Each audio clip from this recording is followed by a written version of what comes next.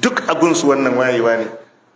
Akwai wani ana ba mu labari, suna tafiya a cikin mota, an sa karatu na shi direban ya sa karatu na ana sauraro, to a cikin karatun sai na jefa irin kalma ta turanci haka, shine ɗayan sai ce ashe malam ya dan waye. Wato kaga turanci shine wayewa.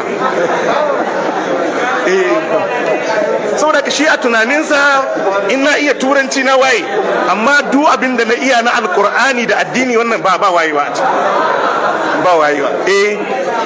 Wai ina jefa wannan kalmar sai ya ce ashe malam ya dan waye. Masa gir yanzu a Najeriya turanci ne wayewa? Shi ma bai san inda ake wayewa ba yanzu. Allah. Ai yanzu ka zama kana da capacity. Shi ne wayewa.